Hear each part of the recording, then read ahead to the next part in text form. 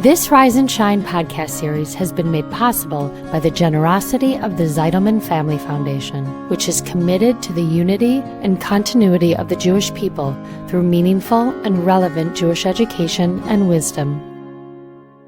Can you examine the places of rigidity that need some flexibility in relation to your family, but also determine whether you're standing for something solidly as well? Because, as they say, if you don't stand for something, you will fall for anything. This is Rise and Shine, a podcast that offers timeless wisdom and uplifting meditations to fill your heart, feed your soul, and start your day on a positive note. Here is Adrienne Gold Davis.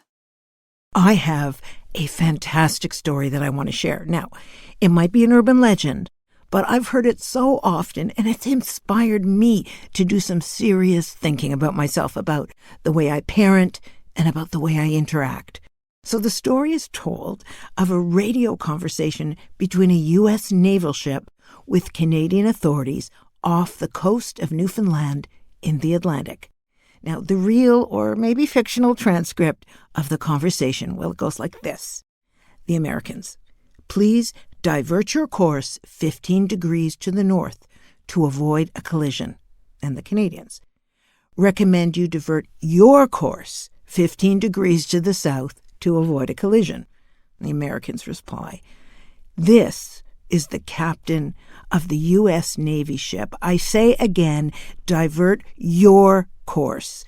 Canadians: no. I say again, you divert your course. The Americans then say, this is the aircraft carrier USS Lincoln, the second largest ship in the United States Atlantic Fleet. We are accompanied by 3 destroyers, 3 cruisers, and numerous support vessels. I demand that you change your course 15 degrees north. That's 15 degrees north, or countermeasures will be undertaken to ensure the safety of this ship. And the Canadians respond, this is a lighthouse. Your call. Your call indeed. Because in life and in faith, certain things become what I like to call lighthouse principles. The implication of that is that they're solid, immovable, and consistent. It's not that one can't try to ignore these principles, but the only thing one ends up damaging in the struggle is oneself.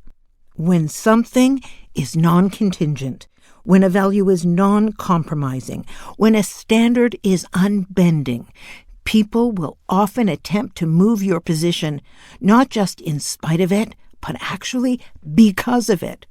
Our desire to be right can drive us to attempt to coerce and compel others to see things our way. But then, the only thing that gets damaged is the relationship.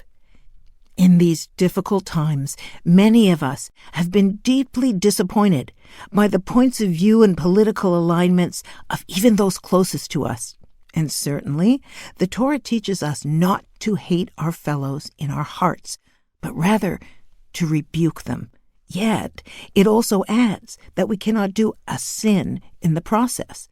This is to say that if your rebuke is less than respectful and alienates the person you're speaking with, then you have accomplished nothing good. I recently asked a group of extraordinary women that I learn with if they had any unmoving lighthouse principles that they choose to live by, and one of the women immediately said yes, kindness and honesty always. Noble, right? And yet, I immediately remembered a midrash, a Jewish teaching that says, whoever is kind to the cruel will end up being cruel to the kind. So an example of this would be familiar to anyone who has inadvertently enabled an addict or an alcoholic. While your compassion might be deeply aroused when we, for example, give money to a sometimes desperate addict, we're not actually helping them.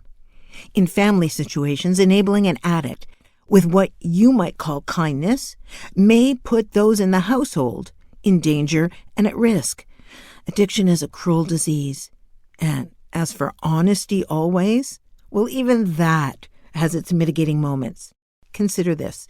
In his article called Telling the Truth, and When It Is Permissible to Be Less Than Honest, R.A. Citron writes the following. One may change the truth for reasons of peace. We derive this, he says, from a conversation between God, Sarah, and Abraham in Genesis. Sarah finds out that she's going to have a child at the very advanced age of 90, and Sarah says to herself, after I have withered, will I get smooth skin, and my husband is old. So when God repeats her comments to Abraham, he said that Sarah had said, how can I give birth when I am old? As Rashi explains, God changed Sarah's words so that Abraham would not realize that Sarah had made a denigrating remark about him.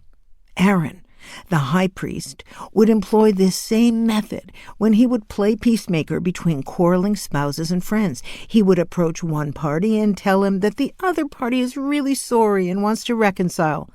And when the person heard this, well, then that person would express an interest in resolving the dispute. Aaron would then go to the other party and tell them this fact, at which point everybody would make up. Rabbi Isaac ben Jacob Alfasi says that it's actually a mitzvah to lie in this way in order to maintain peace. You know, when the Jewish people stood at Mount Sinai, we received 10 commandments that actually contain all 613 Lighthouse principles. And even within those 10 statements, one must explore and study their exceptions and applications carefully. Yes, all of us need to adopt certain Lighthouse principles. Otherwise, we end up being a lifeboat instead of a lighthouse. And our job as parents is to model the solid values, standards, and beliefs of our faith. But the Talmud also teaches us this enigmatic phrase. One should always be as flexible as a reed and not as unyielding as a cedar. This is why a reed merited to have made from it a quill to write a Sefer Torah, Tefillin, and Mezuzot. So yes, our Lighthouse principles are sacred, but we're not made of bricks, and nor are those around us that we love. To create peace, one must be prepared to flex and bend and to step back from time to time. Not necessarily from your personal Lighthouse principle, but from that indignation that the other doesn't share it. This week, can you examine the places of rigidity that need some flexibility in relation to your family, but also determine whether you're standing for something solidly as well? Because, as they say, if you don't stand for something, you will fall for anything.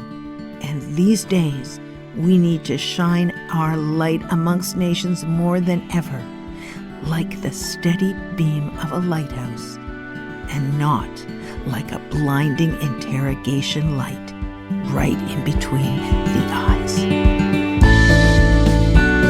Thanks for listening to Rise and Shine. Don't forget to rate, review, and subscribe to Momentum Podcasts on Apple, Spotify, or wherever you get your podcasts.